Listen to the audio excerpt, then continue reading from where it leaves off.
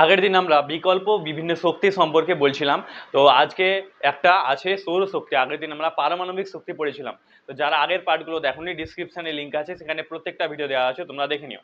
এবার বলছে, দেখো যে সৌরশক্তি এটা মানে কি হয়, তারপর কিভাবে উৎপন্ন করা যায় সেগুলো দেখো। তাহলে সৌরশক্তি মানে যখন সূর্যের আলোক শক্তি সেটাকে কাজে লাগিয়ে কোনো একটা শক্তিতে রূপান্তর করা হয়। আমরা জানি যে শক্তিকে নষ্ট করা যায় না, শক্তিকে রূপান্তর করা যায়। তাহলে যখন কোনো একটা সূর্যের আলোক রশ্মি সেটা ব্যবহার করে শক্তিতে রূপান্তর করা যায়, জানো তোমরা তড়িৎ শক্তি, সেটাকে সৌরশক্তি বলা হয়।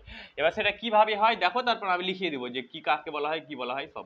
দেখো তাহলে এটা ধরো একটা কোনো সোলার প্যানেল আছে, জানো তোমরা, যেটাতে সৌরশক্তিটা তড়িৎ শক্তিতে রূপান্তর হয়। ঠিক আছে, এবার এটার মধ্যে ধরো এভাবে তার আসে, দুটো ধরো আমরা করে দিলাম, সূর্যরশ্মি দেওয়া হলো। তাহলে সূর্যরশ্মি যখন আসবে তখন এগুলো সিলিকন দিয়ে তৈরি হয়, মানে এই যে সোলার প্যানেল সেগুলো সিলিকন অর্ধ পরিবাহী দিয়ে তৈরি হয়। এবার দেখো সিলিকনের বৈশিষ্ট্য হলো যখন সেটার মধ্যে আলো আসে, মানে যখন লাইট পড়ে, তখন সেখানে একটা বিক্রিয়া হয়, মানে একটা প্রক্রিয়া, যেটা ফটো ইলেকট্রিক ইফেক্ট বলা হয়। এবার এটা ক্লাস 12-এ আসে। এখন তোমরা সিম্পল মনে রাখো, দেখো যখন এটার মধ্যে আলোটা আসবে, তখন আলো আসার কারণে এটাতে একটা প্রক্রিয়া হবে, দিয়ে এখানে ইলেকট্রন উৎপন্ন হবে। ঠিক আছে, তাহলে যখনই এই যে সিলিকন ধাতু আছে সেটার মধ্যে আলোক রশ্মি আসে, তখন সেখানে ইলেকট্রন উৎপন্ন হয়, দিয়ে সেটা ফটো ইলেকট্রিক এফেক্ট হয়, দিয়ে সেখানে তড়িৎ শক্তি উৎপন্ন হয়। মানে তোমরা জানো যে যখন কোনো জিনিসের মধ্যে ইলেকট্রন যাতায়াত করে সেটাকেই কারেন্ট বলা হয়। যেমন ফ্যানের মধ্যে যে তার আসে কারেন্ট, সেটা হয় উৎপন্ন। যাই হোক, তাহলে দেখো ইলেকট্রন যখন ফ্লো হয় তখন সেটাতে কারেন্ট তৈরি হয়, তার জন্য এটাতে যখন আলোক রশ্মি এসে পড়ে তখন এখানে ইলেকট্রন মানে আলোক তড়িৎ শক্তি উৎপন্ন হয়। এবার এই যে তড়িৎ শক্তি সেটাকে একটা বড় ব্যাটারি বা কোনো কিছুর মধ্যে সংরক্ষণ করা হয়, দিয়ে পরবর্তীকালে সেটা তখন চলে। তোমরা দেখেছো বিভিন্ন জায়গায় রাস্তার মধ্যে এগুলো লাগানো থাকে। তাহলে এইভাবে দেখো একটা সোলার প্যানেল কাজ করে। ঠিক আছে, তাহলে সৌরশক্তিটাকে আমরা তড়িৎ শক্তিতে রূপান্তর করলাম। ঠিক আছে, তাহলে এবার যদি সৌরশক্তি কাকে বলে তোমরা লিখো, সূর্যের সূর্যের আলোক রশ্মি, সূর্যের আলোক রশ্মি ব্যবহার করে, সূর্যের আলোক রশ্মি ব্যবহার করে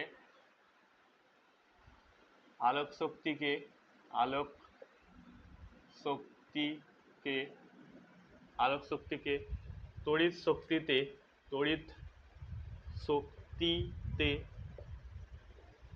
রূপান্তর রূপান্তর করলে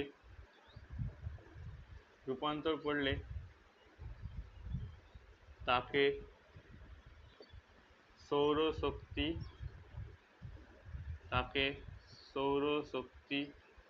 বলে। তাহলে এটা সৌরশক্তি বললাম।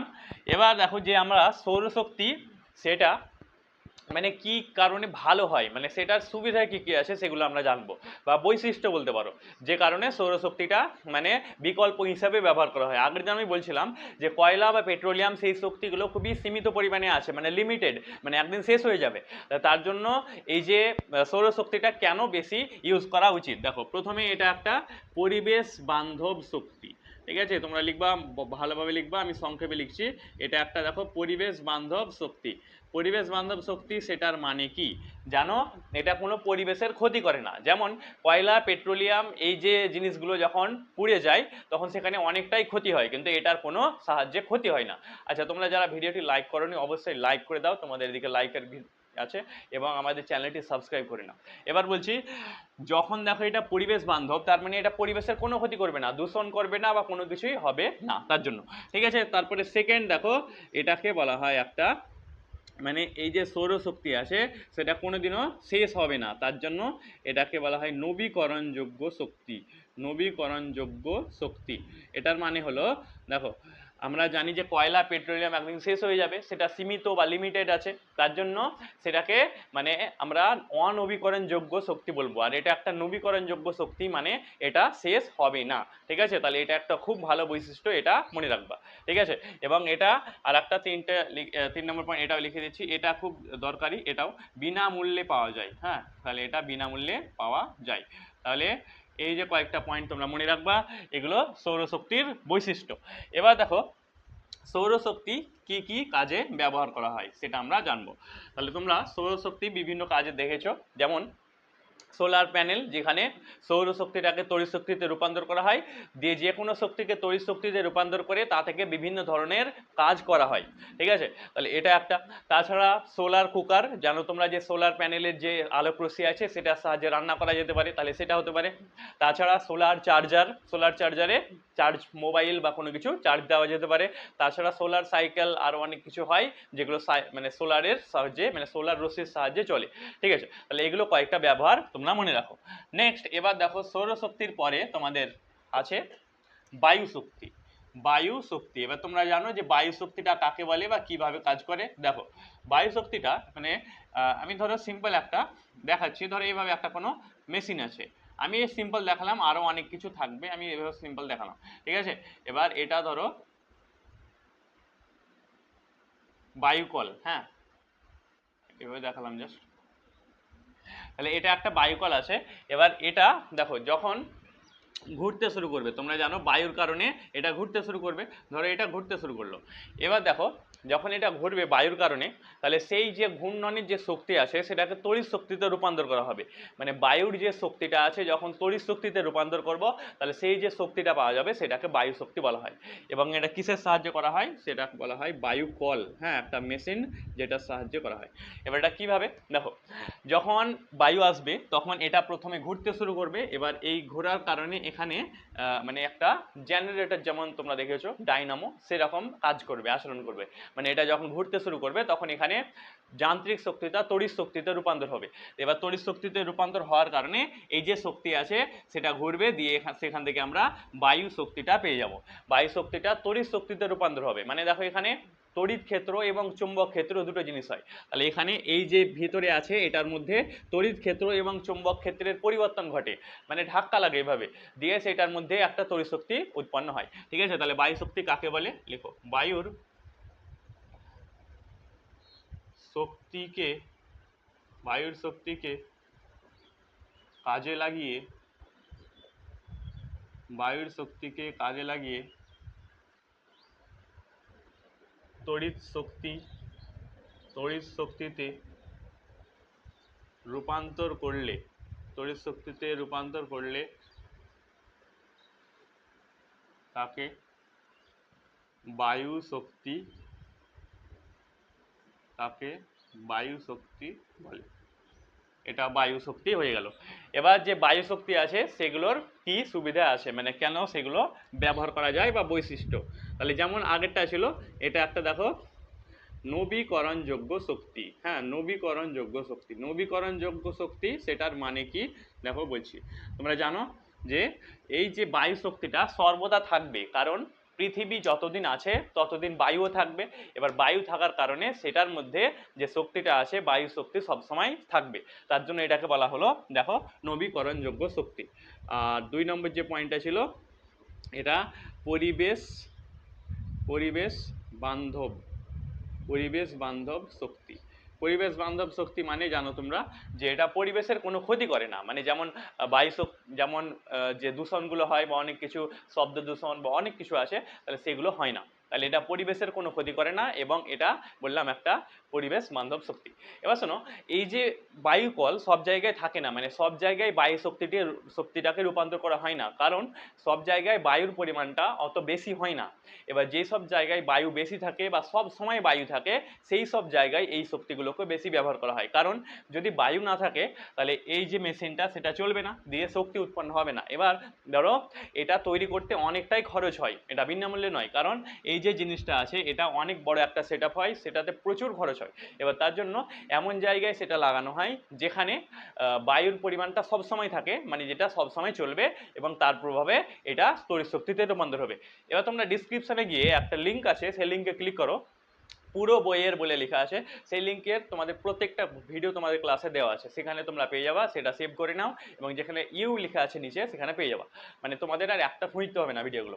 এবার বলছিলাম যে বায়ু শক্তি দেখো সেটা কোনোদিনও শেষ হবে না, আর এটা খুব একটা ভালো শক্তি, কিন্তু এটা সব জায়গায় ব্যবহার করা হয় না, কারণ সব জায়গায় বায়ুর পরিমাণটা বেশি হয় না। তাহলে স্যার কোথায় ব্যবহার করা হয় জানো তোমরা, যেমন দেখো সমুদ্রের আশেপাশে যেখানে বায়ুর পরিমাণটা অনেক বেশি হয়, পাহাড়ি অঞ্চলে যেখানে পাহাড়ের আশেপাশে বায়ু অনেক বেশি হয়, তো সেই সব জায়গায় এই যে বায়ু শক্তি সেগুলো ব্যবহার করা হয়। ঠিক আছে, তো তোমরা এগুলো মনে রাখো। এবার আমরা জানবো, দেখো যে সেটাকে বলা হয় ভূতাপ শক্তি। ভূতাপ শক্তি মানে সেটা বলছি, মানে পৃথিবীর যে তাপ আছে সেটাকে কাজে লাগিয়ে যে শক্তি রূপান্তর করা হবে সেটাকে ভূতাপ শক্তি বলা হবে। ঠিক আছে, এবার দেখো সেটা কিভাবে করা যায় আমি বলছি, সবাই দেখো। তাহলে এটা ধরো পৃথিবীর পৃষ্ঠের মাটি আছে, এবার বিভিন্ন জায়গা থেকে দেখবা তোমরা যে গরম জল, তাছাড়া গরম অনেক কিছু বার হয়, হ্যাঁ। এবার মানে আমাদের যে তাপ আছে সেটারই প্রয়োজন, মানে গরমের কারণে দেখো এখানে শক্তি আসবে। তাহলে এই যে গরম জিনিসগুলো আছে, ধরো এখানে গরম জল, যেমন তোমরা উষ্ণ প্রস্রবণ নাম শুনেছো, যেখানে জল বার হয় গরম। তাহলে এবার সেটার মধ্যে দেখো এরকম একটা সেট করা থাকবে, দিয়ে এখানে ধরো আমরা জল রেখে দিলাম। তাহলে এই যে জলগুলো এখানে কি হয়ে যাবে, জলীয় বাষ্প হয়ে যাবে, বাষ্প হয়ে যাবে। এখানে সেট অনেক কমপ্লিকেটেড হবে, আমি সিম্পল সেট দেখালাম জাস্ট। তাহলে এই যে জলীয় বাষ্পগুলো আছে ধরো এইদিকে আসতে শুরু করলো। এবার যখন এইদিকে আসতে শুরু করবে, ধরো সামনে একটা আমরা এখানে টারবাইন লাগিয়ে দিলাম। টারবাইনের কাজ তোমরা জানো, টারবাইনটা যখন ঘুরতে শুরু করে তখন সেটার মধ্যে প্রচুর পরিমাণে শক্তি উৎপন্ন হয়। ঠিক আছে, দেখো যখন এই জলীয় বাষ্পগুলো আসবে এদিকে আসবে, তখন এটা যখন টারবাইনটাকে অন করা হবে, মানে এটা যখন থাকবে তখন ঘুরতে শুরু করবে। এবার যখন এটা ঘুরবে তখন জেনারেটরে যেমন হয় সেটার মধ্যে তড়িৎ ক্ষেত্র এবং চৌম্বক ক্ষেত্রের পরিবর্তন ঘটবে, মানে একটা তড়িৎ ক্ষেত্র চৌম্বক ক্ষেত্র তাদের মধ্যে ধাক্কা লাগবে, দিয়ে সেখানে তড়িৎ শক্তিটা উৎপন্ন হবে। তাহলে এইভাবে দেখো যে পৃথিবীর যে তাপ শক্তি সেটাকে কাজে লাগিয়ে আমরা শক্তিটা রূপান্তর করে আমরা তড়িৎ শক্তিতে রূপান্তর করতে পারছি। এবার সবসময় তড়িৎ শক্তি কেন করছি, কারণ তড়িৎ থেকে আমরা যে কোনো জিনিস যেমন মেশিন তারপর সব কিছু চালাতে পারবো তার জন্য। ঠিক আছে, তাহলে এইভাবে দেখো তড়িৎ ভূতাপ পৃথিবীর যে শক্তি সেটাকে কাজে লাগানো যায়। ঠিক আছে, সেটা কাকে বলে লিখে নাও, বা সেইটুকুই, তাছাড়া কিছু লাগবে না। লেখো, লেখো পৃথিবীর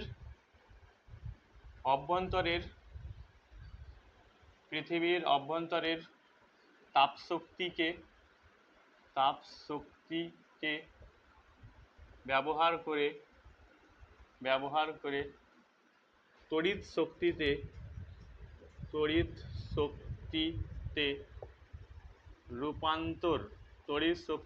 রূপান্তর করলে তাকে ভূতাপ শক্তি বলে। এরপর শক্তি আমরা জানবো, সেটা জোয়ার ভাটা শক্তি। জোয়ার ভাটা শক্তি মানে যখন পৃথিবীকে চাঁদ আকর্ষণ করে, জানো মহাবিশ্বের যে কোনো দুটি বস্তু একে অপরকে আকর্ষণ করে।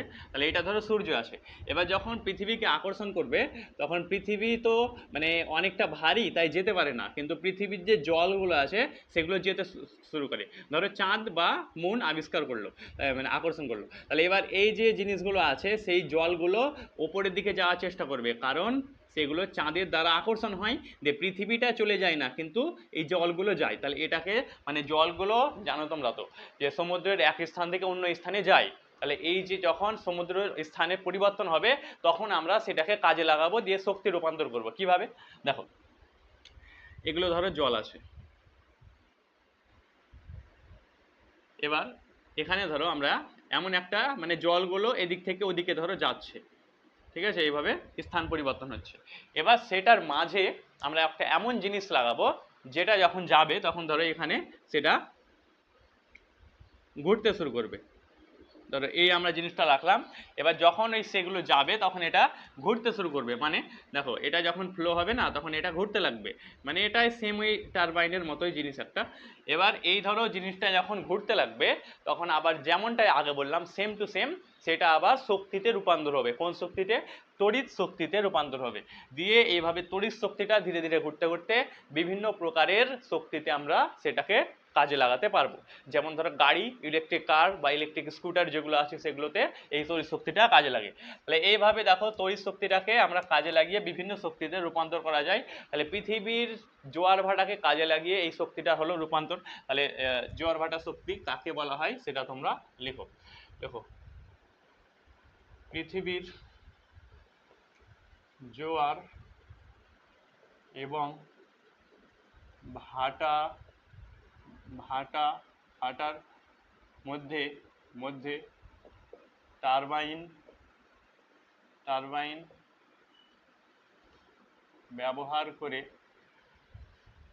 ব্যবহার করে তড়িৎ শক্তিতে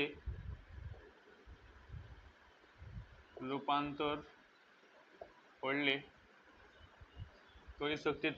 করলে তাকে জোয়ার ভাটা শক্তি বলে।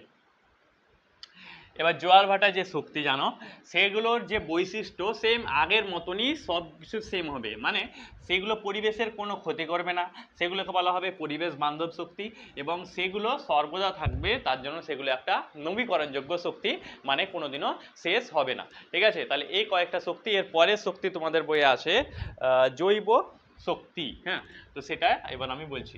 দেখো, জৈব শক্তি বা জৈব গ্যাস শক্তি। হ্যাঁ, তাহলে জৈব গ্যাস শক্তি সেটাতে কি হয়, তারপরে আছে বায়োফুয়েল, ওটাও আমি বলছি। দেখো, তো জৈব গ্যাস শক্তি এভাবে হয়, একটা ধরো এভাবে কোনো একটা ঘর আছে, এবার সেটার মধ্যে যত আবর্জনা সব ফেলে দেওয়া হয়। হ্যাঁ, ধরো কোনো পশু বা কিছু মারা গেল সেগুলো, তারপর আরও যত আবর্জনা আছে সব এখানে ফেলে দেওয়া হয়।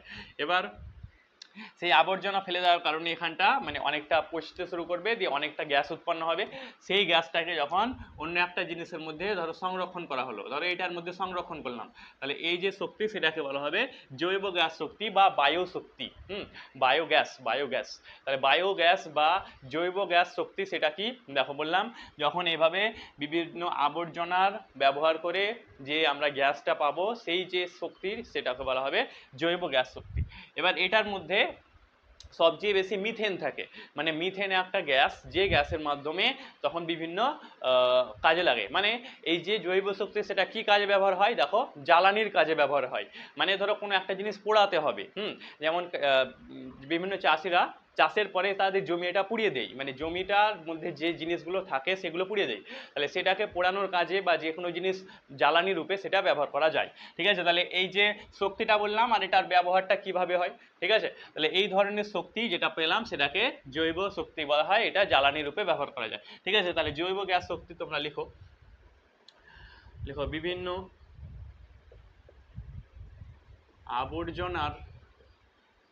আবর্জনার রাসায়নিক পরিবর্তন ঘটিয়ে যে জৈব গ্যাস উৎপন্ন হয়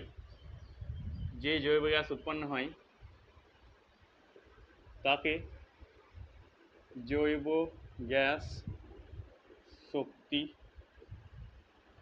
বলে। তাহলে এই যে শক্তি সেটা দেখো দুই প্রকারের হতে পারে, একটা হলো গ্যাসের পরিমাণে, আর একটা মানে তরলের মতো পাওয়া যায়। হ্যাঁ, সেটাকে যেমন মিথানল, ইথানল এগুলো আছে। তাহলে যখন সেই আবর্জনাগুলি থেকে কোনো একটা তরল, যেমন ধরো চাল বা গম অনেক বছর ধরে ছিল, দিয়ে পচে গেছে, তাহলে সেটা থেকে একটা শক্তি পাওয়া যায়, দিয়ে সেটাকে বলা হবে বায়োফুয়েল। মানে সেটা যখন তরল আকারে পাওয়া যাবে সেটাকে তখন বায়োফুয়েল বলা হবে। দিয়ে এই বায়োফুয়েল তখন অনেক কিছুর সঙ্গে মিশিয়ে, যেমন পেট্রোলের সঙ্গে ইথানল মিক্স করা হয়, দিয়ে বর্তমানে যেটা E20 ফুয়েল তৈরি করা হয়েছে, মানে পেট্রোলের সঙ্গে যে ওই জৈব শক্তির যে বায়োফুয়েলটা মিশিয়ে নতুন একটা তেল বানানো হয়েছে, যেটার সাহায্যে গাড়ি চলে। তাহলে এই ধরনের শক্তি থেকে বললাম আরও অনেক কিছু পাওয়া যায়, সেটা মনে রাখো। এবার দেখো, তাহলে এই বিভিন্ন ধরনের শক্তির পরেও আর একটা শক্তি জাস্ট আছে তোমাদের আজকে, তারপরে শেষ হয়ে যাবে। তোমাদের বইয়ে দেখো আছে, এবার লেখা আছে কঠিন আবর্জনার শক্তি। হ্যাঁ, তো কঠিন আবর্জনার শক্তি সেটা মানে কি হয়, ধরো এইভাবে কোনো একটা জিনিস আছে, এবার সেটার মধ্যে সব কঠিন পদার্থ আছে, যেমন বিভিন্ন প্লাস্টিক হতে পারে, তাছাড়া আরও বিভিন্ন আবর্জনা জাতীয় জিনিস, মানে যত আছে সব আবর্জনা টাইপসের, এগুলো সবকে এখানে রেখে দেওয়া হয়। এবার সেটাকে অনেক বেশি গরম করা হয়। ঠিক আছে, এবার যখন অনেক বেশি গরম করার কারণে তোমরা জানো সেগুলো তাপ উৎপন্ন করবে। এবার যেমনটা হয় দেখো, একটা আমরা এখানে টারবাইন বা কোনো কিছু লাগিয়ে দিলাম জলীয় বাষ্পের সাহায্যে, এবার জলীয় বাষ্পের কারণে সেগুলো গরম হতে শুরু করবে, যে গরমের কারণে এটা কি হয়, ঘুরতে শুরু করবে। এবার যেমনটা বলছিলাম, এটা ঘুরতে শুরু করলে তখন সেটা থেকে আমরা কি পাবো, তড়িৎ শক্তি পাবো। মানে এই যে আমরা কঠিন আবর্জনা আছে সেটাকে পুড়িয়ে দেখো একটা নতুন তড়িৎ শক্তিতে রূপান্তর করলাম। তাহলে এইভাবে শক্তির রূপান্তর করা যায়, এই ধরনের শক্তিকে কাজে লাগিয়ে তখন আরও অনেক কিছু তড়িৎ শক্তির সাহায্যে ব্যবহার করা হয়। শেষে একটা প্রশ্ন তোমাদের জন্য, সোলার প্যানেল কি দ্বারা গঠিত হয়, মানে কি দ্বারা তৈরি হয় সোলার প্যানেল, সেটা কমেন্টের মধ্যে বলো। আজকে আমি বলেছিলাম। এবং আমাদের ভিডিওটি অবশ্যই লাইক করে দাও, চ্যানেলটিকে সাবস্ক্রাইব করো এবং আমাদের চ্যানেলটি শেয়ার করে দিও। আমি ক্লাস 7 থেকে 10 সব কিছু পড়াচ্ছি, তোমরা প্রত্যেকটা ভিডিও দেখতে থাকো এবং সেই প্লেলিস্ট যেটা ডিসক্রিপশনে আছে সেটা সেভ করে নাও। সেখানে সব ভিডিও পর পর একদম ম্যাচিং দেওয়া আছে, ঠিক আছে? সেটা দেখো এবং এটা সাবস্ক্রাইব করে আমাদের এটা বলো, সোলার প্যানেল কি দ্বারা তৈরি হয় কমেন্টে।